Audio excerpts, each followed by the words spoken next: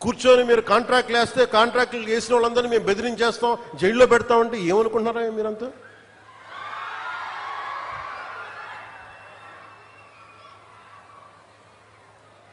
మేమేం మాటలా గుర్తుపెట్టుకోండి. అలా బెదిరించే సమూహం ఎవరైనా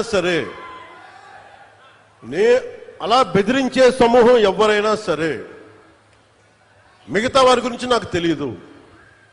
పవన్ కళ్యాణ్కి అధికారం ఉన్నా అధికారం లేకపోయినా పవన్ కళ్యాణ్ ఎప్పుడు పవన్ కళ్యాణ్ లాగే ఉంటాడు, భయపడ్డాం.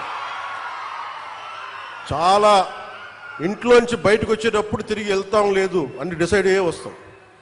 అందువల్ల మీ ఆకు రౌడీలు కానీ అలాగే చెప్తున్నారు.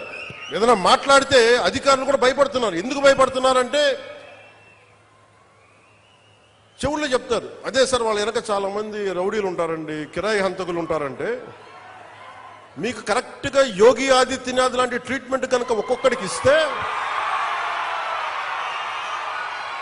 ఒక్కొక్కడికి రౌడీజం అంటే కాలు కాలు కీలు కీలు తీసి మడత పెట్టి కింద కూర్చోపెడితే, అప్పుడు కరెక్ట్గా చెప్తా, కరుడు గట్టిపోయిన జీవితకాలం ఒకే మన వాళ్ళకి ఏకీభవించవచ్చు, ఏకీభవించకపోవచ్చు.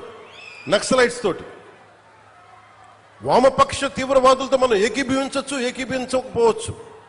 అలాంటి బలమైన ఆర్గనైజేషన్నే కకావికలం అయిపోయిన పరిస్థితుల్లో ఉంటే ప్రభుత్వం తలుచుకుంటే, అలాంటిది ఇన్ని లక్షల మంది పోలీసుండి, ఇన్ని వందల మంది ఐపీఎస్లుండి, 1000-2000 ఉన్న డిఎస్పీలుండి, అలాంటి కిరాయి గ్యాంగుల్ని మెయింటైన్ చేసే వ్యక్తుల మీద 2 రోజులు 48 గంటలు మీ చుట్టుపక్కల ఎవరున్నారు, వాడి పేరేంటి అన్ని కనుక్కొని ఒక పొలిటికల్ నిర్ణయం తీసుకుంటే మళ్ళీ ఎప్పుడు ఇలాంటి మాటలు రారు. మీరు అక్కడ దాకా తీసుకెళ్ళకండి.